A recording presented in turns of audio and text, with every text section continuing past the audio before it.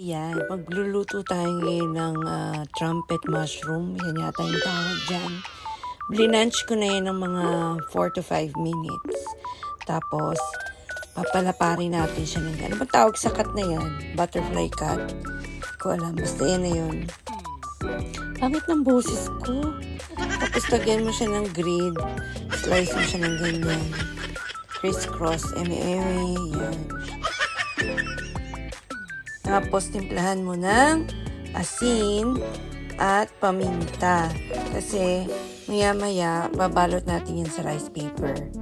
O, wag na maarte. Naghugas ako ng kamay dyan. Tsaka ako lang naman kakain. Request kasi ni Kumba yan. First time kong gagawin. Bahala na si Batman. Diba? So, ayan na yung rice paper. So, trabahong tamad. Diniretso ko na sa tubig. Diba? Ebel. So, kinapos. Kasi maliliit yung rice paper na binili kong ma. So, diskarte na naman. Dalawang lupin na naman yan. Diskarte lang, girl. Basta importante mabalot. Tapos, pagkatapos niyan, tusok-tusukin mo.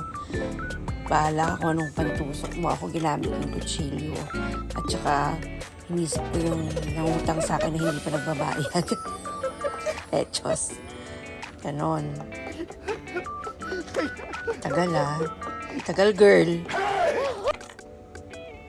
Tapos, ayan na. Ang tawag dyan, breading mix. Tapos, nilagyan ko ng tubig para magkaroon tayo ng butter. Yun. Pwede na dyan yung crispy fry. Pero ito kasi masarap to. Pero medyo maalat. Tapos, ilulubog natin yan sa mantika. Testingin mo yung mantika kung mainit na. O, diba naghihikab na tayo? Ayan, mega lubog. Ilubog na natin si mushroomizing. Nasaan na?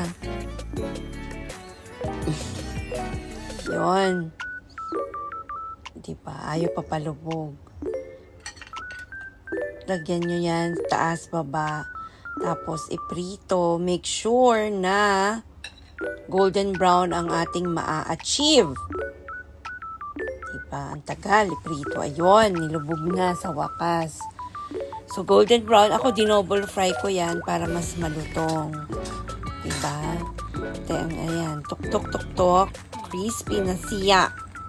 Tapos, tcharan! Ayan na si golden brown. Diba? Mukha siyang manok. Pero mushroom lang yan. Tapos, ang lutong-lutong niya. As in.